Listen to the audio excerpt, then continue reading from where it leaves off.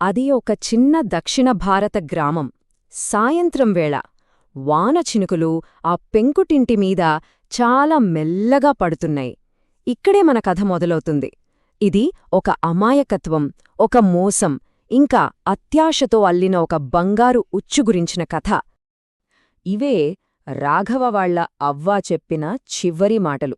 ఆ మాటల్లోని హెచ్చరిక ఇప్పుడు అతని జీవితంలోకి ఒక పెద్ద సవాలుగా రాబోతోందన్నమాట. మరి ఈ అమాయకత్వాన్ని దోచుకునే ప్రపంచంలో ఈ యువకుడు ఎలా నిలబడగలడు?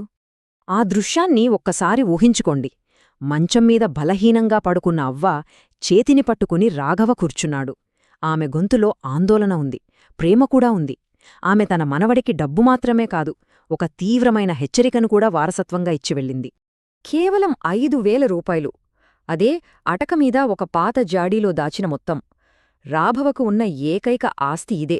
అతని అవ్వ జీవితాంతం దాచిన డబ్బు. అతని కొత్త జీవితానికి ఉన్న ఒకే ఒక్క ఆశ. అవ్వ కన్నుమూసాక రాఘవ ప్రపంచం మొత్తం శూన్యంగా మారిపోయింది. అతనిప్పుడు పూర్తిగా ఒంటరివాడైపోయాడు. అతని అమాయకత్వం, అతని బలహీనత, ఇవి రెండూ ఇప్పుడతనికి రక్షణ కవచాలు కాదు, ప్రమాదానికి ఆహ్వానాలు అన్నమాట. ఇక్కడినుంచే కథలో ఒక క్రూరమైన మలుపోస్తుంది. తన దుఃఖంలో రాఘవ ఎవరి దగ్గరికి వెళ్లకూడదో సరిగ్గా ఊరి సావుకారి దగ్గరికే సహాయం కోసం వెళ్లాడు. ఇంకేముంది, ఒక వేటగాడు తన ఎరను చూసినట్టు ఆ సావుకారు రాఘవలోని అమాయకత్వాన్ని, ఆ బలహీనతని ఇట్టే పసిగట్టేశాడు. పట్టణానికి వెళ్ళాలి, మరి డబ్బు భద్రంగా ఉండాలి కదా అని నమ్మి రాఘవ తన సర్వస్వాన్ని, అంటే ఆ 5,000 రూపాయల్ని సావుకారు చేతిలో పెడతాడు. రాఘవ కళ్లల్లో స్వచ్ఛమైన నమ్మకం, కాని ఆ సావుకారు మనసులో మాత్రం కుట్ర దాగి ఉంది. సావుకారు పైకి ఏమీ అనకపోయినా అతని మనసులో మాత్రం ఒక కుటిలమైన నవ్వు. ఈ అమాయకుణ్ణి మోసం చేసే పథకం అప్పుడే మొదలైపోయింది. ఆ నవ్వులోనే అతని దురాశ మనకు స్పష్టంగా కనిపిస్తోంది. వాళ్లు అలా మాట్లాడుకుంటుండగానే ఇంట్లోంచి పెద్దగా ఏదో పాత్రలు పడిన శబ్దం వినిపిస్తోంది. ఆ నిశ్శబ్దాన్ని ఛేదించిన ఆ శబ్దం సావుకారు నాటకానికి ప్రారంభ సంకేతం. అయ్యో, భూకంపం అని సావుకారు గట్టిగా అరుస్తాడు. అతని నటన ఎంత సహజంగా ఉందంటే, పాపం భయంతో అయోమయంలో ఉన్న రాఘవ ఒక్క క్షణం కూడా ఆలోచించకుండా ఆ మాటల్ని నమ్మేశాడు. మోసం యొక్క మొదటి అడుగు విజయవంతంగా పడిపోయింది. కొన్ని రోజుల తర్వాత రాఘవ తిరిగి వచ్చి తన డబ్బు అడుగుతాడు. కాని అప్పుడతనికెదురైంది పచ్చి నిజం యొక్క క్రూరమైన దెబ్బ. ఏ డబ్బులు? నువ్వు నాకేమీ ఇవ్వలేదు కదా అని మొహమ్మీదే చెప్పేస్తాడు సావుకారు.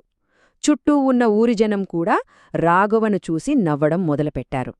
నమ్మకం మొక్కలై అవమానంతో తలదించుకున్నాడు రాఘవ. అలా ఓడిపోయి నిస్సహాయ స్థితిలో ఉన్న రాఘవకు ఒక ఆశాకిరణం కనిపిస్తుంది. అతను ధర్మయ్య అనే ఒక మంచి మనిషిని, అతని తెలివైన కూతురు సిరిని కలుస్తాడు. కథ ఇక్కడి నుండే మలుపు తిరుగుతుంది. అయితే అసలైన ప్రశ్న ఇదే: కేవలం అమాయకత్వం స్వచ్ఛమైన దురాశను ఎలా ఓడించగలదు? బలంగాని అధికారంగాని లేనప్పుడు తెలివి ఎలా గెలుస్తుంది? సమాధానం సిరి రూపంలో ఉంది. రాఘవ కథ వింటున్నప్పుడు ఆమె కళ్లలో ఒక మెరుపు కనిపిస్తుంది. అది కేవలం సానుభూతి కాదు, ఒక అద్భుతమైన పథకం రూపుదిద్దుకుంటున్న తెలివితేటల మెరుపుది. ఇప్పుడు మొదలవుతుంది అసలైన ఆట. సిరిపన్నిన ఈ వ్యూహంలో ఎర ఎవరో కాదు, సావుకారి యొక్క దురాశే. 1,00,000 రూపాయల ఎరవేసి అతన్ని తన ఉచ్చులోనే బంధించే ఒక అద్భుతమైన ప్లానిది. సిరి ప్లాన్ చూడటానికి చాలా సింపుల్గా ఉంటుంది, కాని చాలా ప్రభావవంతమైంది. ఫస్ట్ స్టెప్: ధర్మయ్య ఒక పెద్ద పెట్టెతో సావుకారు దగ్గరికి వెళ్లి అందులో 1,00,000 రూపాయలున్నాయని నమ్మిస్తాడు. సెకండ్, ఆ డబ్బుని సిరి రాఘవ పెళ్లితో లింక్ చేస్తాడు. ఇక మూడవ, ఇంకా చాలా కీలకమైన అడుగు: సరిగ్గా అదే టైంకి రాఘవ వచ్చి తన 5,000 అడగాలి. ఇప్పుడు సావుకార్ మైండ్లో ఒకటే క్యాల్కులేషన్ నడుస్తోంది. తన ముందున్నవి రెండే ఆప్షన్స్. ఒకటి, రాఘవను మళ్లీ కాదంటే 5,000 మిగులుతాయి, కాని 1,00,000 రూపాయలు పోతాయి. రెండోది, ఆ 5,000 తిరిగిచ్చేస్తే ధర్మయ్య మెప్పు పొందొచ్చు, ఆ 1,00,000 రూపాయలు తనవే అవుతాయి. చూసారా, అతని అత్యాశే అతన్ని ఎలా ఆలోచించనివ్వకుండా చేసిందో. కళ్ల ముందు 1,00,000 రూపాయలు కదులుతుంటే సావుకారు ఇంకేం ఆలోచిస్తాడు? అవును, గుర్తొచ్చింది. ఇదిగో తీసుకో అంటూ రాఘవ 5,000 రూపాయలను తిరిగిచ్చేశాడు. తాను ఒక తెలివైన వ్యాపారం చేస్తున్నానని అనుకున్నాడు. కాని తెలియకుండానే ఉచ్చులో అడుగుపెట్టేశాడు. సరే, ఇప్పుడు కథ యొక్క ముగింపు దశకు వచ్చేశాం.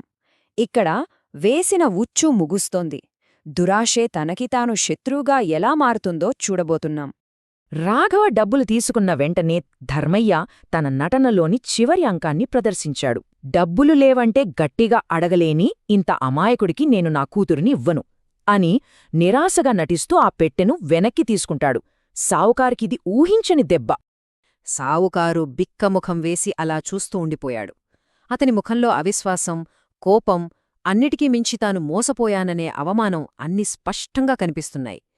క్షణాల్లో 1,00,000 రూపాయల ఆశ ఆవిరైపోయింది. అతని దురాశకు తగిన గుణపాఠం లభించింది. ఇంటికి తిరిగి రాగానే ముగ్గురూ ఒకరినొకరు చూసి నవ్వుకుంటారు. ఆ నవ్వులో విజయముంది, సంతృప్తి ఉంది. వాళ్లు గ్రహించిన నైతిక పాఠమిదే: లోభమున్నవాడిని అతని లోభంతోనే ఓడించాం. చివరికి రాఘవకు న్యాయం జరగటమే కాదు, అంతకంటే ఎక్కువే లభించింది. అతని మంచితనానికి గుర్తింపొచ్చింది. అతని అమాయకత్వానికి సిరి తెలివి ఒక రక్షణ కవచంలా నిలిచింది. ఒక కొత్త కుటుంబమేర్పడింది. అందరూ కలిసి ఒక కొత్త వ్యాపారం ప్రారంభించడానికి సిద్ధమయ్యారు.